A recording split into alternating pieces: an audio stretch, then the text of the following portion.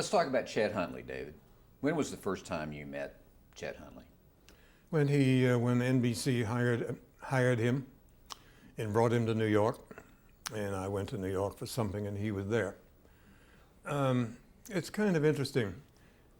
The networks developed a way to find new talent by sending some of their news people around the country and checking into hotels or motels, not telling the local broadcasters they were there, and turning on the television in the hotel room, looking at their news types, hoping to find a good one, and without getting the local station excited and upset until it had a chance to approach them properly.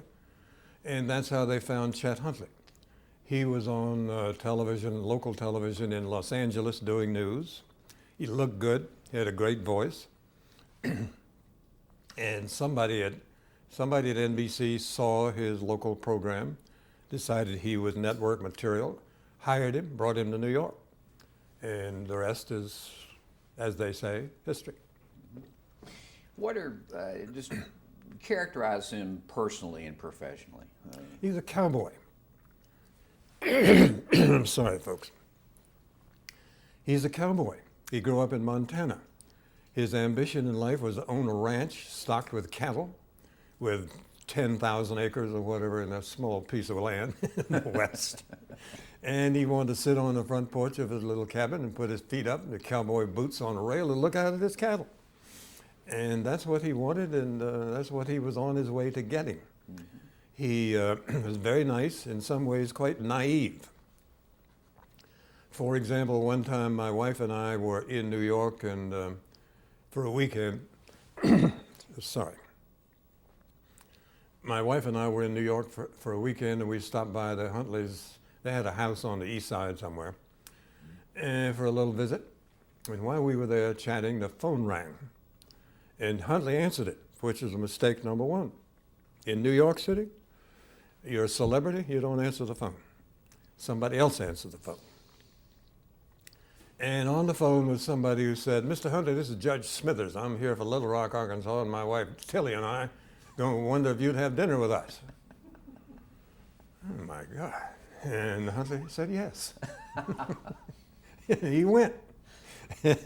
And he left. I said, "Chet, you're going to run out of conversation before you finish a shrimp cocktail." And he left. And he later said, "Yes, we ran out of conversation before we finished a shrimp cocktail." He was naive enough to do that in New York City. Lord knows what that could get you into. Mm-hmm. Mm-hmm. You want to stop it for a second? My throat is really... Well, how was television history made when, how did you and Chet Huntley get together, teamed up on the... Well, how were you and Chet Huntley first teamed up, David? How did that all come about? Well, he was in New York, having been hired from Los Angeles, brought to New York. I was still in Washington. I was always in Washington. And he was filling in for Swayze once in a while. I was filling in for Swayze once in a while. And I guess it began at one of the conventions.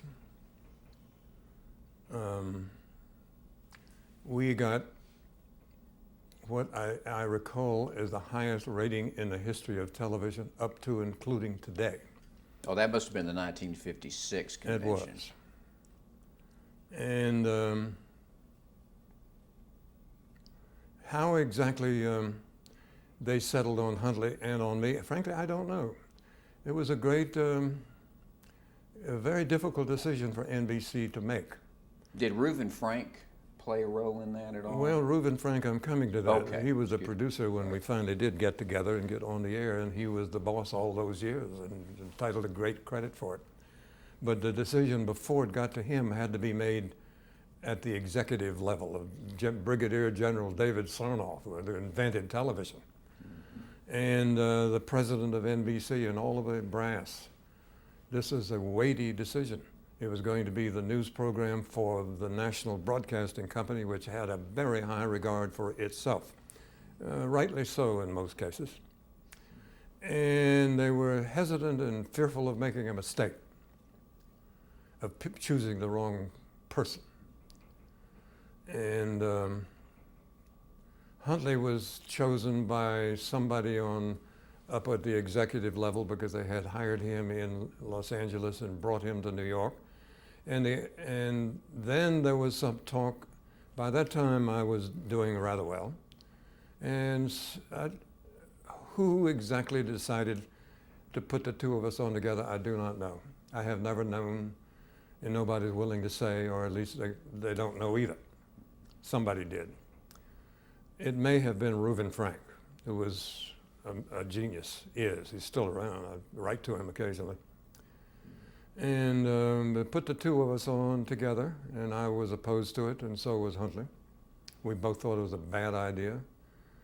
I thought it looked effeminate for two guys to be talking to each other and saying good night to each other.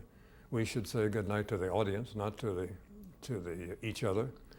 Huntley didn't like it either, but Reuben Frank pushed it on us, and we reluctantly accepted it and began using it. And pretty soon, in the beginning, we were not doing very well. I don't know why, but we weren't. And Huntley, there was talk of dropping him. And he went across town to New Jersey and bought a ranch in New Jersey, which he as close as he could get to where he was working. He couldn't get to Montana and do a nightly news program, so he bought a ranch in New Jersey and took me over there and showed it to me. He and Tippy Stringer, whom he had married by then. And then, for reasons known but to God, the program began to catch on, and people began to tune in, and the ratings began to rise, and finally they went through the roof, and we wound up with one advertiser only and no others, and which meant fewer commercials, which made it an even better program. And the rest is... Well, let me go back a second there. You were talking about you didn't like to say goodnight to each other. Why did you even have to say goodnight to each other on the air? And I'm assuming we're talking about when you would say goodnight, Chet, and he would say goodnight, David. Well, you have to do something to end the program simply to say that it's over. I've said this before, but I still believe it. The best closing I have ever known was Jimmy Durante. You may recall. He signed off his program by walking backstage in the dark, into a pool of light. Then he would take off his hat and say, "Good night, Mrs. Calabash, wherever you are." No one ever knew what it meant, and no one ever forgot it. I thought it was perfectly wonderful. Well, we couldn't do that. That's a little too hokey for a news program. But I think it was Reuben who thought up the goodnight line and insisted on it and forced it on us. Mm-hmm. We resisted, but we gave in, and it turned out to be a real winner. People began shouting at us in the street. So I guess then we knew we had made a good decision. Well, there was something else unusual about it as well, the fact that there were two of you instead of just one giving the news. That's true, because there was no history not much history in television. We had all grown up with radio news programs done by one man, always a man, almost always a man. And there was H.V. Kaltenborn and Lowell Thomas and all of those guys who were very good, and they did 15 minutes at 6:30 or thereabouts. And that was news. That was broadcast news. That's all there was. Television required something different. It required pictures, and we had to, in the beginning, we thought we were doing newsreels, live newsreels.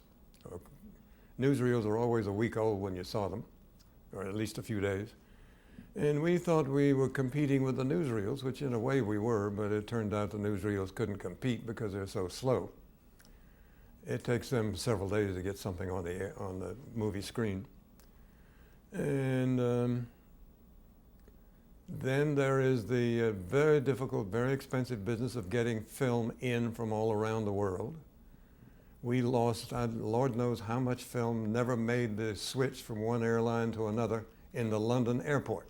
Stuff coming in from Europe had to go through London, be switched to switch airlines, and it very often didn't make it until it was too late to use it. Mm-hmm. And so we began doing our own film. That is, the network did, I didn't. And the result, you may remember, we would put on a piece of film and when we had it and tell the story when we didn't. And pretty much still what to do. But there were two of you co-anchoring, which was Right. which was an innovation at that time.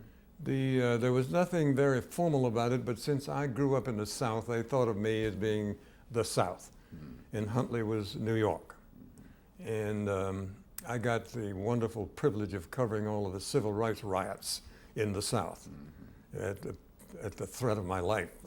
I was threatened with murder several times. The reason being that what the New York Times wrote, they never saw. New York Times doesn't have great circulation in Selma, Alabama, but they saw me. And I was one of the radicals from the North who had been sent down there to shake up the South and disturb their racial patterns and so on. And I often was threatened with death. The local sheriff pulled me aside one day and said, "Tell me how I can get all these reporters out of town. I'd kill them all if I could." And he would. You met the young Martin Luther King when you were doing that, didn't you? Yeah, when the Brown versus Board of Education case was pending before the Supreme Court, we knew it would come down, a decision would come down fairly soon. And we knew it would, if it required ending segregated schools, which we thought it might, we knew that would mean real rough stuff in the South and a lot of opposition. So NBC sent me with a film crew, town to town, all around the South, interviewing local officials, asking what they thought about the prospect of integrated schools and what would they do if the Supreme Court ruled for them. And at WSB in Atlanta, they said to me, "David, you should go down Dexter Avenue to the Dexter Avenue Baptist Church and talk to the pastor there, who was a wonderful young man named Martin Luther King, whom I'd never heard of." And I did. I went down to his church and knocked on the door, and he came. He was a very handsome young preacher, spoke beautifully. And I asked him about what his thoughts were, and he said his thoughts were that the ending of segregation was long overdue, and if the court required it, there would be violence in the South. And I said, "Thank you," and left. And of course, he was right. And from there on, when the decision did come down, it got to be very dangerous in some places in the South. Well, isn't it true that in your civil rights coverage, you inadvertently, certainly not intentionally, helped the career of a young... I did. I did. The reason being that the newspapers that carried the full details on the riots in the South did not circulate in the South. People in New York, say, or people in Selma, Alabama, never saw the New York Times. It wasn't even available there. But they did see the television, and they did see me. And I was there on the air every night from Selma with news they did not like and did not want to hear. But I had to tell it anyway. You don't have any choice like that. And so a local station there hired at the time I described him as a tin horn reporter who came on the air in the local station In North Carolina. in Selma, Alabama, every night after I got off the air. I don't know where he was. Maybe in North Carolina, I don't know. Anyway, he came on the air as soon as I got off, and his assignment was to answer Brinkley's lies, which he did. What he said were lies. And in the process of answering my lies, he became so famous, he was elected to the Senate, where he is today. And his name is? Yes, you can give his name. Jesse Helms. Jesse Helms. And, which is He's okay now. I've run into him a time or two, and there are no hard feelings. one of the great ironies.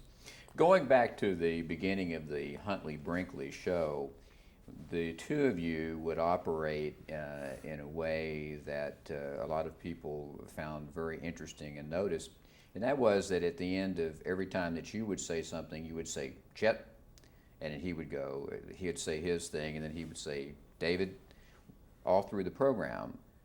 And people found that to be very winning. But why did you speak to each other that way? In other words, why did you would always call the name Chet, or he would always call the name David? Just as an indication that I was finished and it's time for Chet to do his part. And we often would switch it back and forth several times in the course of a program. So they were cues. Oh yeah, it's a cue. Chet means I'm finished. It's time for you to take over and do whatever you're going to do. But the public saw that as the two of you talking to each other. Well, in a way it was. But it was also a cue. And it was an indication that I'm finished with whatever I'm doing and it's time for you to do your part. That's the first time I've ever heard that.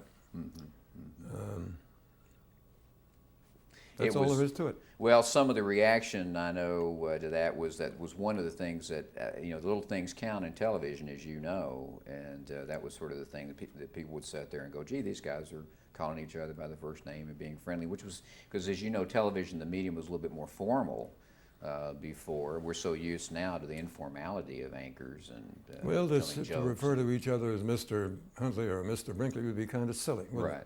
So we didn't do that. We were good friends, and we behaved like good friends. Did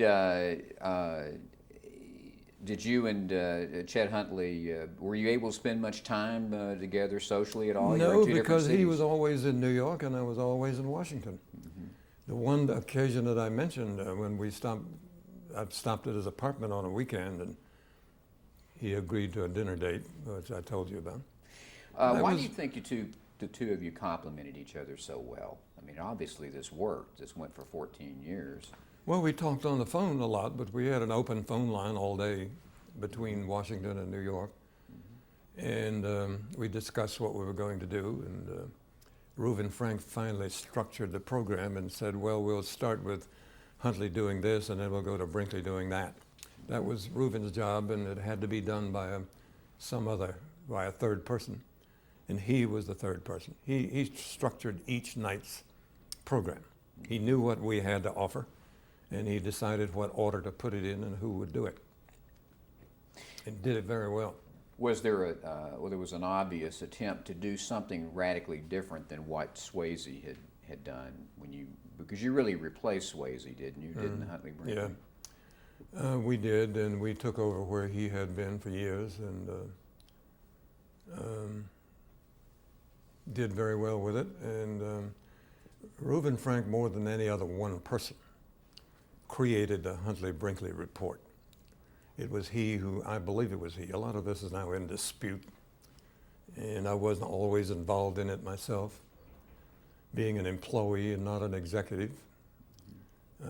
But it is now commonly thought that Reuben designed it, planned it, and I know that he dictated the ending and forced it on us when both of us hated it. We didn't want to do it. But he forced it and had his way, and it worked. And as you said earlier, the two of you had worked together first in the 1956 conventions, covering that. What was it like to cover conventions in those days? It was pretty horrible because the television was not yet fully developed. For example, there was only one video cable to the West Coast. To the whole of the West Coast, there was one cable. The phone company installed them, and it just hadn't got it done yet.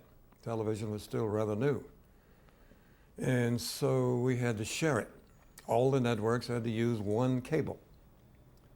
We had our own audio line, but the video line was the one cable. So the only picture we could send to the West Coast was the pool picture, over which we had no control. It's a pool picture showing the speaker on a rostrum and showing scenes around a convention hall and so on. And we couldn't put our own reporters on it because we didn't want CBS on ours and they didn't want us on theirs. So it was rather bad. The people got a chance to see the convention, but they only got the pool picture and didn't see, none of us ever got on the air. Couldn't. CBS would not have wanted Huntley and me. and we would not have wanted their people. So it was not very good. How would you prepare for conventions? Well, I prepared for it every day because I covered that kind of stuff all the time. 365 days a year, I kept up with politics and political affairs and ambitious and greedy and crooked and otherwise politicians and public affairs. It was the only thing I've ever really covered. I've never covered say, a flower show or anything like that. I wouldn't know how to do it. So we were prepared for it because that's what we did all the time. In greater detail at the conventions and with much more airtime once we got the cable to the West Coast. So I prepared for it by making a little notebook and writing. The best ad libs are written out ahead of time, as I'm sure you know. There are some ad libs, but not too many. And so I wrote them out. At least I'd write out a key word to remind me of it. And made sure that for every day of the convention or every hour of the convention, I had an ad lib ready. And you have to write them out ahead of time because you can't possibly keep all that much junk in your head. There's no pattern to it that you can memorize. It changes by the minute. And so you have to write it out. If you're going to be relevant to what is happening on the screen, and that is critical. You can't have a picture of this and a narration about that. They have to be the same. Otherwise, people will be confused and think you're crazy. Now, you also did, of course, an awful lot of documentary work. I did. Particularly, let's say, for example, the Our Man In Right. series. How did that come about? What was the Our Man In documentary series? What was that? Well, let's see. There was a book out called Our Man in Havana, I think, which I never read. But somebody at NBC liked the idea of it and applied it to a series of programs I did, documentaries. And they called them Our Man in wherever. And we, Reuben Frank and I worked together on those as we did on so much else. And we did documentaries in over half of Europe. We went to Hong Kong, we went to all kinds of places around the world. And it worked very well.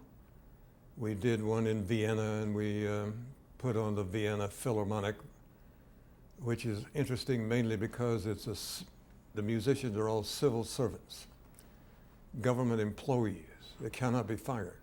Even if the horn player is flat and the ballet dancer is 20 pounds overweight, they cannot be fired. So, you know, all kinds of juicy little tidbits like that around the world. And so I think we did 6 or 8. And they were the first television documentaries. The first one was Our Man in the Mediterranean.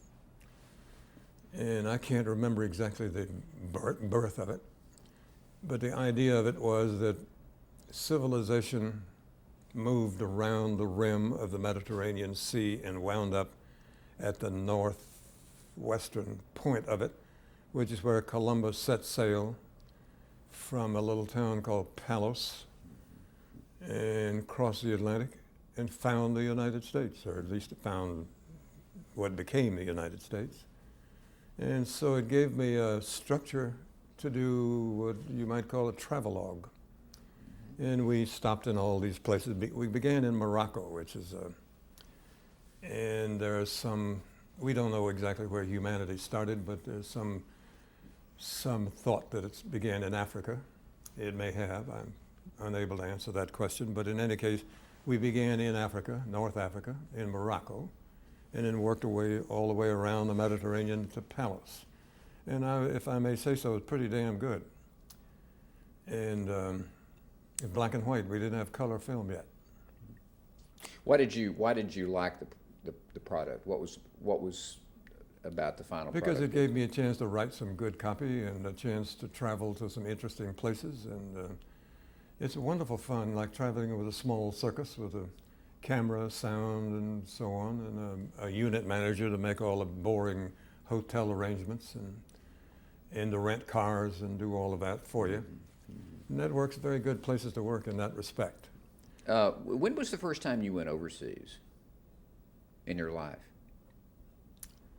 I don't really know. Mm-hmm. Was it before you were in television or after? No, I think it was when it was television that sent me over there. I don't know when it was. I can't answer But that. sometime in the probably early 50s, maybe something. Something, I don't know. I can't remember. Now, how did well, let's talk about Reuben Frank just a minute, though, before we move on to that, because you mentioned that he's a genius. Elaborate on that a minute. What are... Well, he lived and still lives to this day in northern New Jersey, in a town called Tenafly. He started work on the Newark, I may not have this name exactly right, the Newark Evening Ledger. Is there such a paper? I Or believe was there is. It's something like that. Mm-hmm. Newark something. Mm-hmm. That's where he started. And exactly how he got to New York from Newark